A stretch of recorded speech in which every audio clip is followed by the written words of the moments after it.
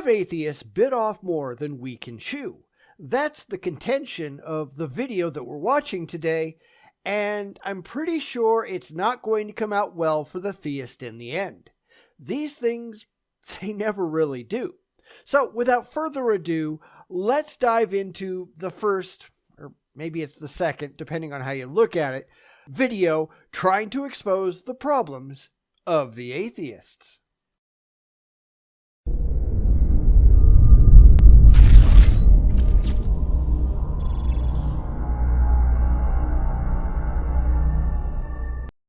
Here comes the next video in Inspector Gadfly's series complaining about atheists, and I'm really not sure if it's going to make any sense whatsoever at all. Most of them don't, if you notice, but let's keep an open mind. I'll still give it a chance because apparently we have bitten off more than we can chew, but I kind of doubt that. I don't even know what he's talking about. Mostly taking down the religious nonsense is a tasty business, I guess, so maybe we can take that tack. So, can Gadfly justify his accusations? Yeah, I wouldn't be holding my breath. Biting off more than they can chew. In the last video I said that the three biggest mistakes that atheists make are 1. Biting off more than they can chew. 2. Not researching a culture. And 3. Not understanding the meaning of words. Those were your claims. Now that doesn't make any of them reasonable, rational, or true. Claims don't mean anything until they can be backed up with evidence, reason, or logic. But okay, sure, let's see what kind of justifications you have for any of that, or at least the first one, since that's what he's going after in this video. I don't know, it's hard to keep track of this stuff. I guess we're going to get on to the others later on, so we'll hold off on that. So, do you think we bite off more than we can chew? Do tell, Inspector Gadfly. Do tell. There is a fourth one for ex-Christians, believing in decision theology. And there's the one that he completely forgot to bring up at the end of the last video. The one where he promised that if you stayed tuned till the very end, you'd get a bonus. And we didn't get a bonus. I'm sure we'll eventually get to that one too, maybe sooner or later. I don't know. He'll probably forget again, but for the moment, let's just try to stay on track. So please get on to your justification, because this has got to be good, right? In the fall of 1991, I had a stroke on the operating table. As a result, I speak so slowly for a video. In fact, I sped this up by 30% to compensate. In my last video, I tried IBM Watson text-to-speech service. This time, I'm testing voicemaker.in. Tell me what you think. Here we go.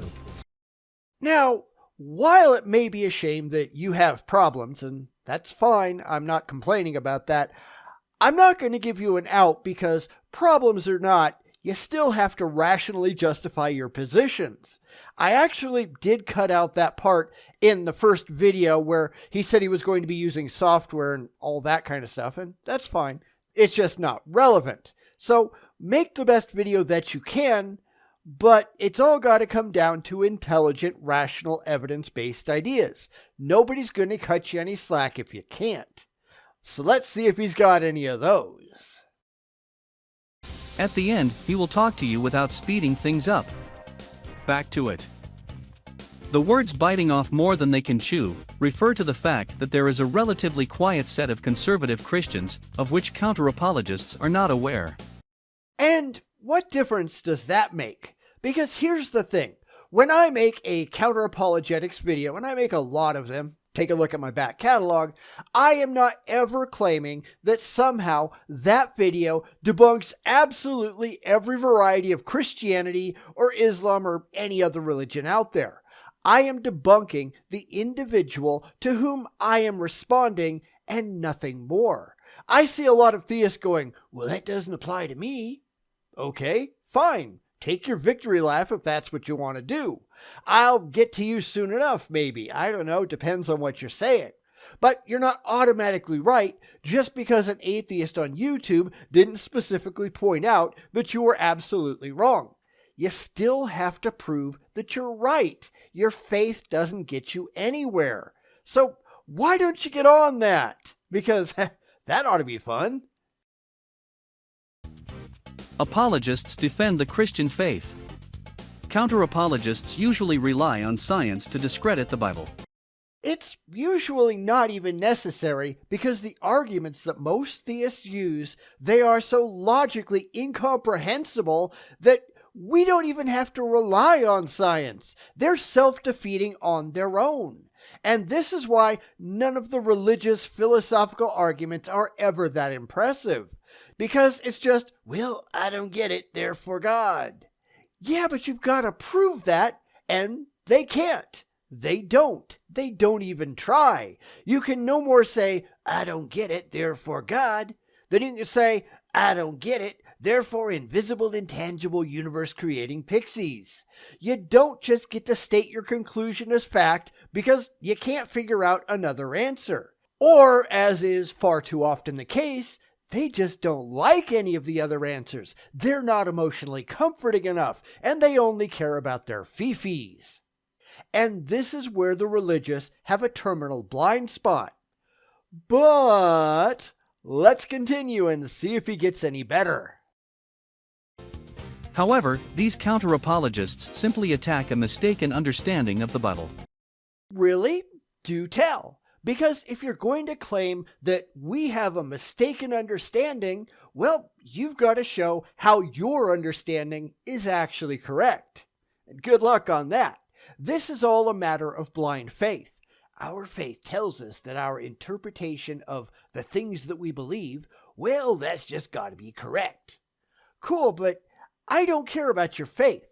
I care about your facts, and you people are demonstrably lacking any of them, at least that I've ever seen. Just because you can come up with a bald rationalization for whatever you believe, you still haven't demonstrated that what you've come up with is actually true. It doesn't prove that your beliefs are correct. Now come on back when you can manage that, because that's really all that matters. And we'll wait. Don't get me wrong. You can't miss the message that we are hopelessly corrupt, so God did something about it. And how exactly do you know that? Not believe, not have faith. How do you know? That's the real question that they simply can't address, because we don't care what you believe. We don't care what you have faith in. We sure as hell don't care what you want to be true. We only care what you can demonstrate is factual truth with evidence to back it up. And unfortunately, you people don't seem to be able to do that. And this is where we see so many problems, because when the religious get backed into a corner, a lot of them will just switch gears and claim something else is true. Well, how do you know that? You've jumped from one completely unsubstantiated belief to another completely unsubstantiated belief without showing your work in the middle. And that's not how rational people operate. And these, as should be absolutely no surprise, are simply not rational people. Counter-apologists have a tremendous task. Many of the loudest apologists tend to make the Bible into a comic book. These apologists are not defending the Christian faith. Rather, they are trying to defend the holy comic book. Look, it's not my fault that your book is a ridiculously laughable joke. That's yours. You believe this crap, not me. Because we're not the ones making the claims about the Bible. That's you. We're just addressing what you say. We're just taking the things that you're saying in your video and we're saying, that doesn't actually make any sense. The only way not to have a burden of proof in this regard is to keep your mouth shut, and we've seen plenty of videos where they argue that not opening your mouth at all is the only way to go because you can't be attacked if you don't actually make a fool of yourself by making claims about your religion. Except you can because your book says in black and white that you have an obligation to explain why you believe the things that you believe. Read 1 Peter 3:15. That's some pretty dangerous territory there because it just opens you up to being proven a fool. Sure, atheists are free to pontificate upon the beliefs of some Christians. These Christians do not care what atheists think anyway. The religious don't even care what they think, at least with regards to the things that they believe being true, because religion is all about your emotions, and it is never, ever, ever about the evidence. So long as you get that squirt of dopamine in your head, the religious will believe absolutely anything. It doesn't take long to verify that because the number of theists out there that believe the most absurd, irrational, and ridiculous things is monumental. Every time you think you've heard the most idiotic thing conceivable out of a theist, there's another one out there going for the gold. The idea that you don't care what we think is irrelevant because we don't care what you think. And you're just making complete fools of yourselves by going out there and opening your mouth. That's all it takes. We're just pointing and laughing. Nonetheless, that is one of the tasks is to explain the holy comic book problem. Now comes confession. The counter-apologists confess that most counter-apologists are only attacking the holy comic book.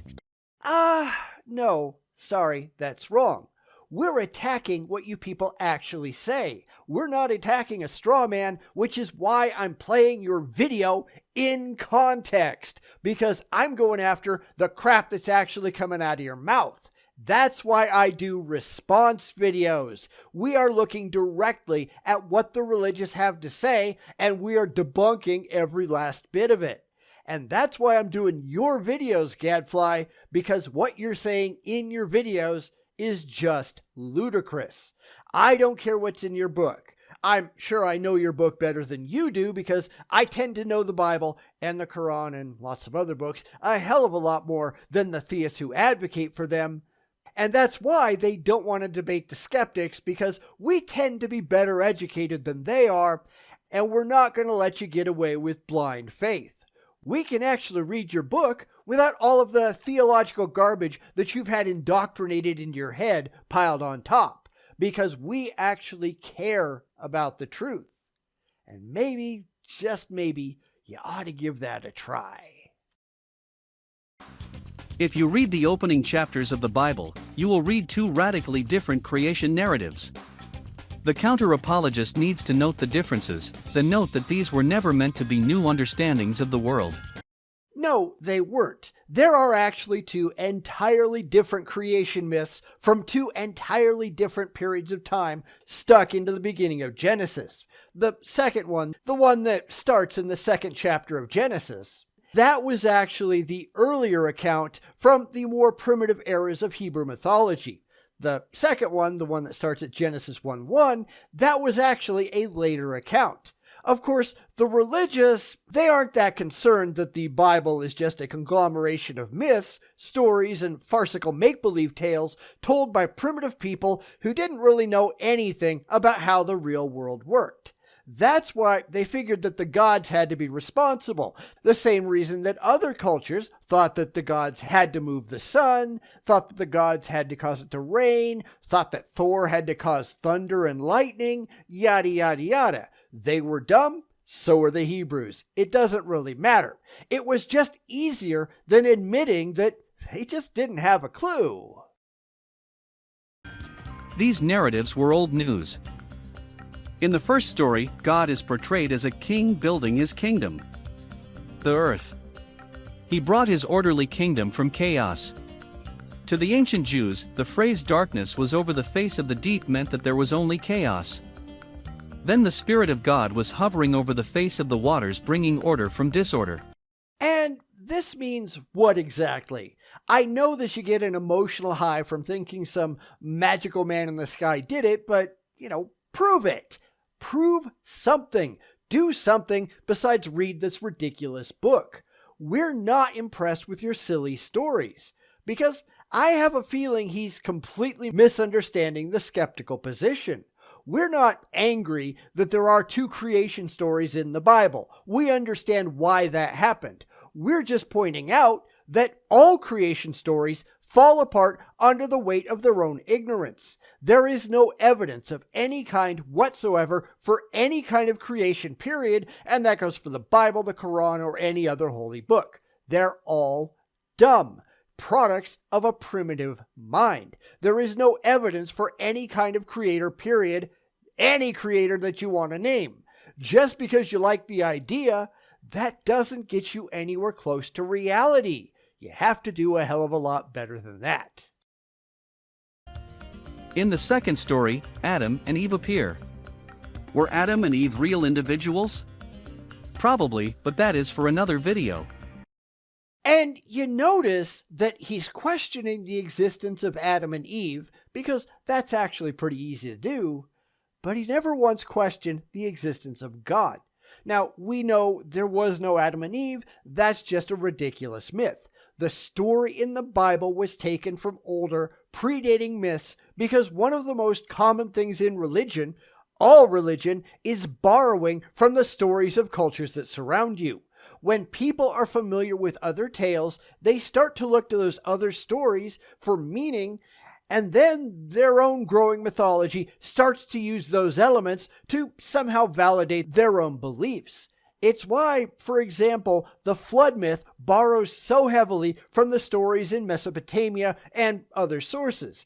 These are not original stories. They never were, and they never will be. It's all just reformulated to appeal to the local tribe. With all the commotion about creationism, the Jews found the Shema. Deuteronomy 6:4-9. Hear, O Israel, the Lord our God, the Lord is one. You shall love the Lord your God with all your heart, and with all your soul, and with all your might. And these words that I command you today shall be on your heart. You shall teach them diligently to your children, and shall talk of them when you sit in your house, and when you walk by the way, and when you lie down, and when you rise. You shall bind them as a sign on your hand, and they shall be as frontlets between your eyes. You shall write them on the doorposts of your house and on your gates. ESV. Consider that nobody was questioning the origin of the world. Says who? Because a lot of different cultures had lots of different ideas on how everything got started. In Africa, the fawn creation myth tells the stories of Mawu, the moon mother who rode around on the back of a rainbow serpent, creating everything. The Mayans thought that there were two creator gods who made the earth because they wanted to protect their legacy. Thus, they made man out of mud and wood, but those first efforts, they failed, and finally, they made man anew out of corn and he survived. Or how about the Mongolian creation myth, where the Buddhist deity Lama came down to a watery earth and started to stir the waters with an iron rod, and as he did so, the stirring created wind and fire which formed the planet. The list of cultures that just made up stories goes on and on and on. This was made to appeal to a very, very primitive understanding of reality. They didn't know any better, they wanted answers, so they just made them up. The idea that nobody ever thought about it but the ancient Hebrews, that's just stupid. In fact, if the world was not something like a snow globe with the sun, the moon, and the stars as stickers on the snow globe, nothing made sense. The quote-unquote flat earthers have that right. Yeah, but that just proves that you're a loon, because that's not how actual reality works. You can figure this stuff out without putting your nose in the Bible. This is where we really have to doubt the sanity of Inspector Gadfly, because he's saying things that are demonstrably false and contrary to objective reality, but which he apparently takes on faith because, fifis. And that's really not impressive when you think about it. We know that the ancient Hebrews did believe that the earth was flat, with the underworld below and the heavens above a firmament that held all the stars in the sky. It also happens to be complete nonsense, but that's what they believed. They believed an awful lot of nonsense, just like most ancient cultures did. if this is supposed to be defending your case, yeah, think again. If this is supposed to be convincing atheists that they're doing it all wrong, yeah, you're getting absolutely nowhere fast. I thought this was supposed to prove that we're biting off more than we can chew. Instead, you're just proving that you're an idiot. Maybe you ought to knock that off. I am reading about how the garden motif was common at that time. Nevertheless, a better understanding of the creation narratives is that the ancient Jews believed in one and only one God. Which we know simply isn't the case. I mean, just go read Genesis, where it talks about, let us make man in our own image. We know that in the Bronze Age, there were a host of Semitic polytheistic beliefs, specifically evolving out of ancient Canaanite polytheism, which then existed alongside Babylonian polytheism and syncretized various elements into the worship of Yahweh. Monotheism was a relatively late development. This is what happens when you actually study the facts and you don't keep your nose stuffed in the Bible. You know, you actually learn stuff. That was the whole point of the creation narratives. One and only one God did it all. So who was the one and only one God? Well, that's not really the case because, as I said, the creation myths themselves make it clear that there are multiple gods involved. Jewish henotheism is kind of a thing, sorry.